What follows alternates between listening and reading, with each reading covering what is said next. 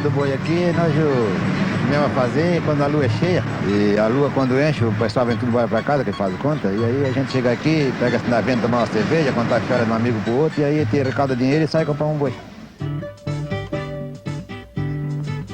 Olha, o que eu vou falar para vocês é que a farra do boi, toda a vida usou-se essa farra do boi nos ganchos. Primeiro era gancho, hoje é governador César Ramos, mas não é governador César Ramos, é gancho do meio, né?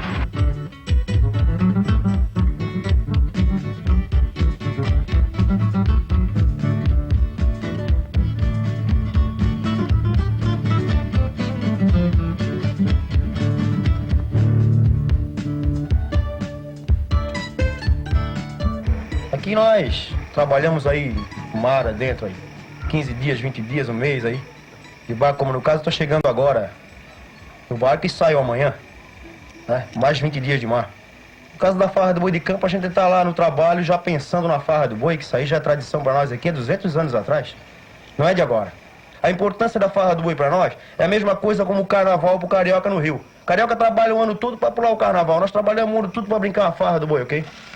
A colonização açoriana na ilha de Santa Catarina teve início por volta de 1748,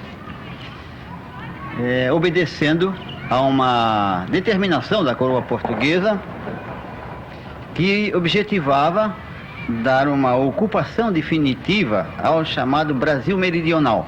E esta colonização, segundo esta provisão régia, deveria ser iniciada pela ilha de Santa Catarina e ocupar todo o território brasileiro. Bom, entre 1748 e 1756, vieram para Santa Catarina 6.020 pessoas, açorianos, portanto. Eles foram escolhidos fundamentalmente em 3 ilhas, São Miguel, Terceira e Faial. Naturalmente que cada ilha possui uma cultura própria. E os açorianos chegados aqui na ilha de Santa Catarina não podiam deixar de colocar em prática todos os seus hábitos culturais que traziam da pátria-mãe.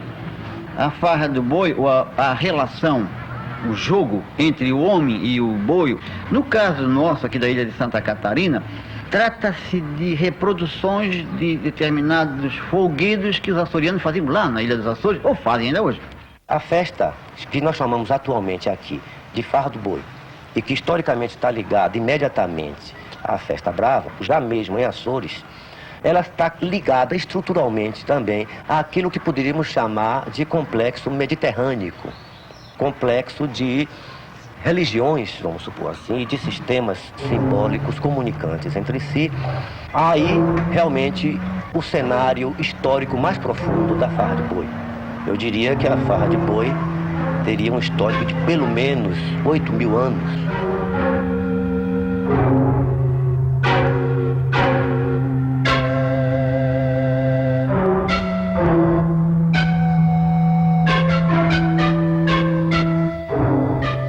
É assim, num lugar como esse, como aqui no Bar do Manuel. A turma chegou de fora, se reúne 9 da manhã, começa a tomar cerveja, de repente alguém sinaliza: vamos fazer uma farra?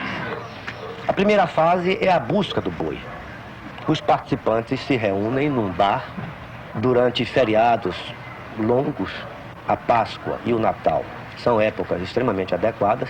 Bebem, e de repente abrem uma lista de sócios, né, ou pessoas que terão direito à titularidade do boi, digamos assim, e escolhem uma embaixada de 4, 5 pessoas, isso é muito variável, para buscar um boi nas cercanias da cidade. Então as pessoas vão de carro nas fazendas, na região de Biguaçu, região de Antônio Carlos, até Lages, à procura do boi. E a comunidade, quando vai, né, é muita festa, todo mundo na comunidade está sabendo que já saiu a comitiva. E o boi tem que ser bravo. Então é por isso que demora, porque tem que procurar o boi bravo. E chegando nas fazendas, começam, né, a testar os boi. O fazendeiro bota um boi na mangueira, o boi pula, bota outro boi, o boi é manso. Quando ele viu que a gente tem interesse na compra daquele boi, o preço já, que era, digamos, de 10.000 cruzeiros, já passa para 50. Pois bem, eles se afastam, buscam o boi. Esse boi, então, é transportado depois para o lugar de origem, onde é recebido como um estrangeiro eminente. com grandes pompas e honrarias, foguetes, buzinas, etc. Com a chegada do estrangeiro, daquele que está na margem, daquele que está na distância, daquele que é o paradoxal, que é o estranho, a cidade, ou seja, o bar, porque a cidade está ali centralizada no bar, ela se torna outra.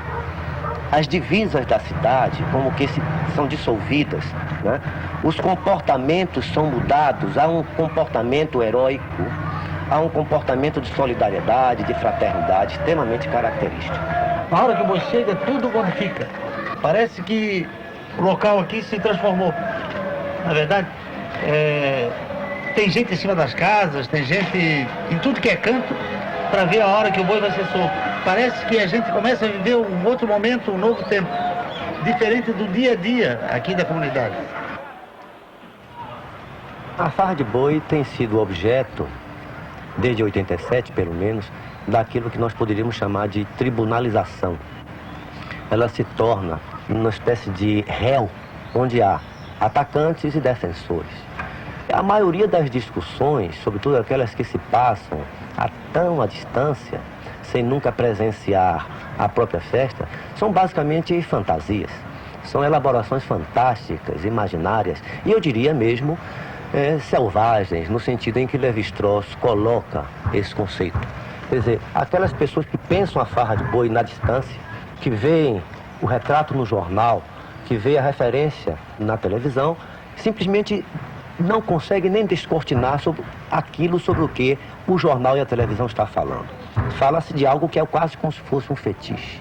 Porque nós tínhamos visto fotos, como de resto toda a população do Brasil viu aquela foto que foi publicada, e acho que foi publicada até internacionalmente, de um animal com as patas quebradas, os olhos furados, uma foto horrível. Esse acontecimento, Farra do Boi, do qual eu tive conhecimento há uns 3 anos apenas, graças a reportagens, sobretudo na Folha de São Paulo, né? O fato é que, particularmente a imprensa, e muito especialmente a imprensa escrita, na década de 80, desenvolveu intensa campanha contra a farra do boi. Essa cantora, artista Hebe Camargo, por que você meteu na farra do boi? Cuida lá do serviço dela, do cinema dela, do trabalho dela. Deixa nós aqui. Que eu acho que muita gente só criticou a farra do boi, principalmente pessoas que nem conhecem onde fica Santa Catarina, e criticaram a farra do boi através das notícias dos jornais, né? Quer dizer, os jornais que toda uma mídia em cima da crueldade da farra do boi, né? Da crueldade da visão deles, né? Porque para nós não existe essa crueldade. Pessoal que não tem conhecimento da farra do boi, que não vê a coisa de perto, sabe? É que ficam censurando sem saber. Como no caso dizendo que furam o olho de boi, cortam o rabo do boi. Ninguém faz isso aqui, isso brincamos com camisa, com pano. Pessoal aqui sabe brincar com boi. Me perguntam muito por que eu sou contra a farra do boi. A pergunta que eu faço na minha resposta é a seguinte: por que eu deveria de ser a favor? Eu sou contra qualquer forma de violência e tenho dados concretos, porque já nasci aqui, que a farra do boi requer, gira e é feita em função de violência, várias formas de violências. Em função do nosso trabalho na imprensa, de um tempo para cá, essa violência começou a ser um pouco disfarçada, diminuiu um pouco. Mas nós temos fotos em vários arquivos de jornais de bois mortos, de olhos espetados, crianças atropeladas pelos animais, pelos farristas, enfim. Depois que essa heróica senhora Dona Uma narrou o horror que assistiu nas praias do litoral de Santa Catarina, é que eu comecei a pensar no assunto, não como antropóloga que não sou, mas como pessoa interessada pela psique humana, porque a minha formação é de psiquiatra. Nós convivemos simultaneamente com trogloditas, bárbaros, pessoas que conseguiram atingir um nível de consciência razoável e pessoas que estão adiante de sua época. Daí toda a dificuldade das relações humanas. E eu convivendo no lugar onde moro, né, com a turma que faz a farra do boi, que é uma gente doce, elegante e simples. Então tem esse interesse, sem dúvida alguma, engajado, de defesa da gente que faz a farra de boi. E por outro lado também tem um interesse científico, na medida em que, como antropólogo e como etnógrafo, eu estou interessado em desvendar o que possa ser o significado da farra de boi. É evidente que esse desvendamento não tem nenhum privilégio. Cada um que fale sobre a farra de boi está tentando mostrar uma verdade. Para você ter uma ideia de como eu sou sensível a um tipo de problema que envolve tortura a animais, eu sou uma pessoa radicalmente vegetariana, por exemplo. Eu nem como animais. Eu não como carnes, nenhuma carne. Eu não como nada que se mata. Eu sou até contrária que se matem animais até para comer. Porque eu acho que os homens podem viver de forma vegetariana. Isso é o jeito como eu sou. Agora, com relação à farra do boi especificamente, é óbvio que eu sou radicalmente contrária a esse tipo de agressão ao animal. Mas eu tive a oportunidade de observar, quando eu estive em 88 com Gabeira, na época da Semana Santa, que era uma questão cultural, extremamente enraizada nos pescadores, nos camponeses locais. E nós, ao entrarmos em contato com essas pessoas que praticam essa brincadeira, entre aspas, eles diziam que aquilo era uma brincadeira, que não tinha nada de tortura animal. Eram pessoas, muitas vezes, muito agressivas, já meio bêbadas, já meio extrapolando um pouco. E eles afirmavam categoricamente que isso era uma grande publicidade contra e que aquilo era uma brincadeira, que era uma coisa tradicional, que a brincadeira consistia em soltar o animal em praça pública e correr atrás do animal. Só que essa realidade era completamente distante da foto e das evidências de que eles levavam essa brincadeira, entre aspas, a consequências muito mais graves, a saber, a tortura dos animais.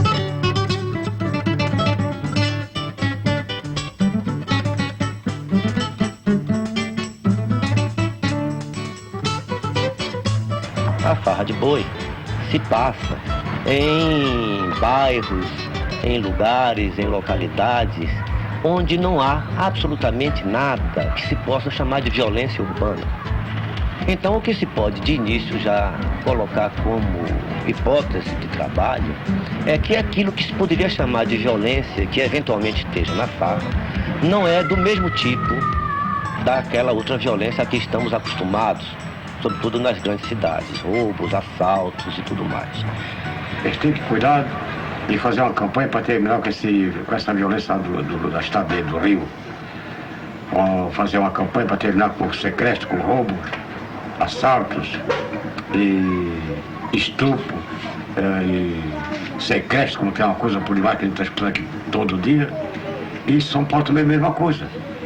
Que tem que se meter aqui na vida, aqui na sobra da farra do boi. Não pode. Acredito eu que não pode ser uma festa, uma farra muito antiga, muito velha.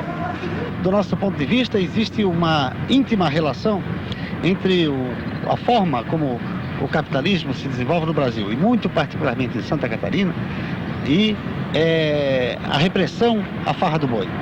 A farra do boi constitui-se numa prática cultural que, a nosso ver, pode ser considerada como uma máquina do tempo. Ela, quando ocorre, ela constrói um novo espaço, ela rompe com a ditadura do relógio, ela rompe com a noção da propriedade privada, ela rompe, de fato, com a privacidade.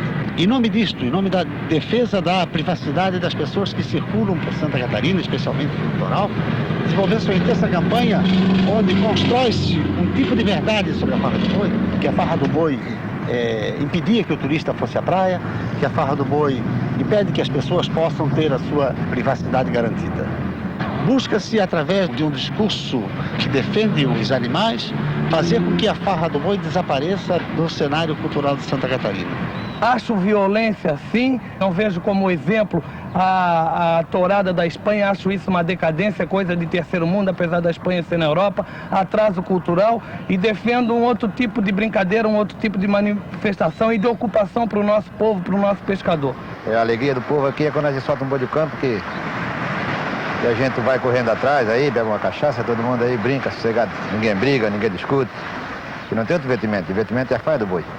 Nós vemos que somente no litoral de Santa Catarina persiste este fenômeno, o que é extremamente intrigante. Porque os açorianos que eu consultei negam-se terminantemente a qualquer responsabilidade nisso. Confessam que em festas religiosas eles matam animais em matadouros comuns e distribuem a carne, mas tortura nunca. E o boi daqui nunca deixou-se não brincar. Toda a vida foi brincadeira de boi no nosso lugar. Nunca parou a brincadeira. Pegava mentira que cortava a rabo, que metia o pau no cu do boi, que quebrava a cabeça e nada disso usava. Era mentira. Foi uma experiência muito dura pra gente constatar a violência dessas pessoas e constatar a dificuldade de remover essa situação.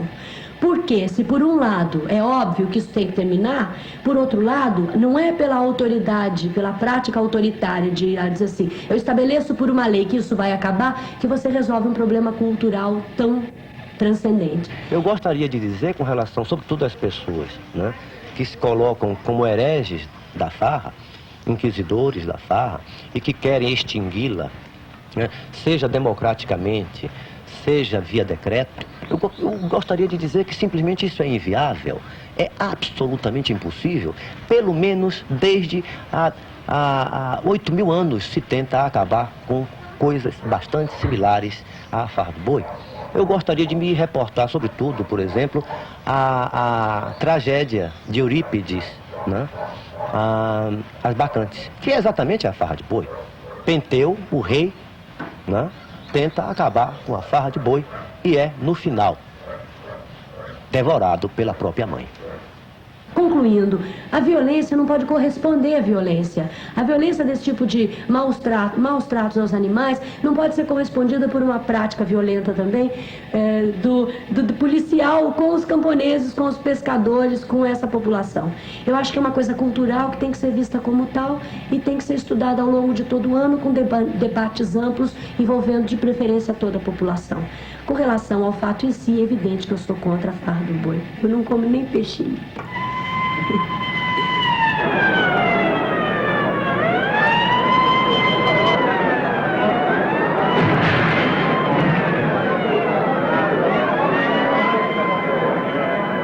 Tentando impedir o bárbaro acontecimento da farra do boi, a Polícia Militar de Santa Catarina invadiu ontem o município do governador Celso Ramos, também conhecido como Ganchos.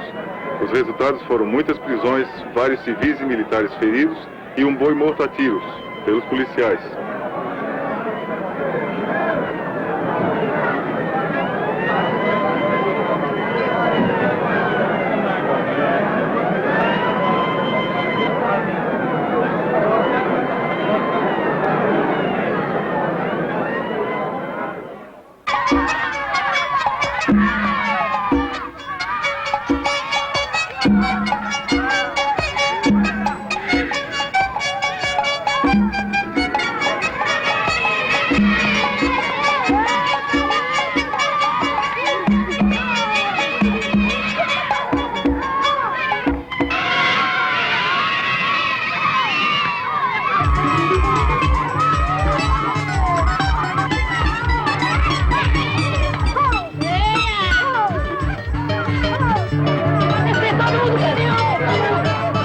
E agora tem aquela, solta o boi, que é a hora da soltada, que se diz, né? Cuidado que vai soltar o boi e tal, as crianças se protejam em lugar seguro, porque o boi vai ser solto. Tem aqueles mais afoitos, né, que gostam de se aparecer, ficam na frente do boi e tal, né? Outros que gostam mesmo de enfrentar o boi.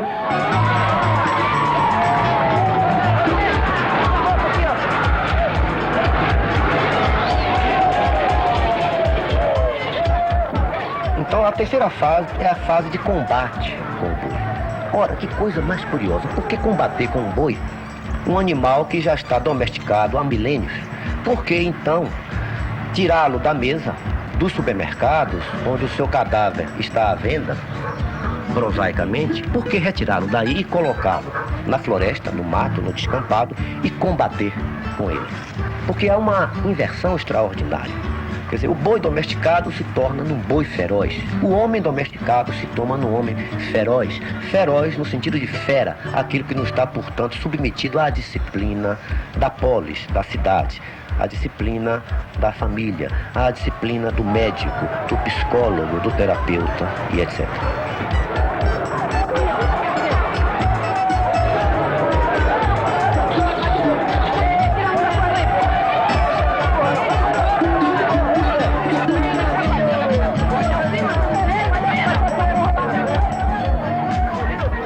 Se o boi é bravo, o boi corre um pouco e ele volta para atacar as pessoas, né? E aí começa outro corre, e a farra do boi é isso, é o corre, que o boi vai pelas ruas da comunidade, né? E as pessoas entram na casa, às vezes o boi tenta entrar também, já teve caso do boi, inclusive, entrar na casa. A farra do boi, ela requer espaço, ela requer muito espaço.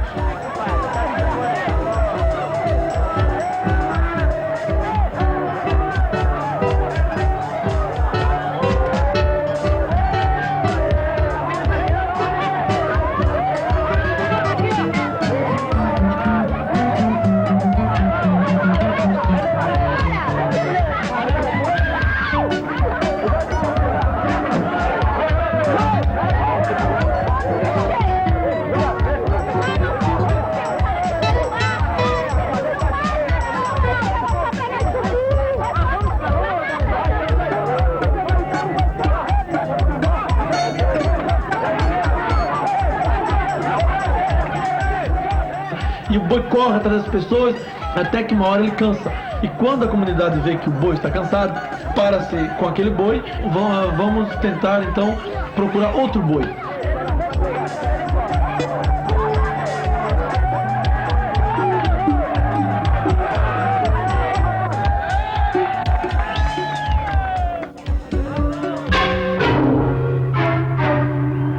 A última fase do ritual, portanto, é uma fase de combate e de sacrifício. No final da festa, o boi é sacrificado, quer dizer, ele é feito sagrado. Ele é retirado da prateleira do supermercado e é colocado num espaço sagrado e devorado pelos participantes.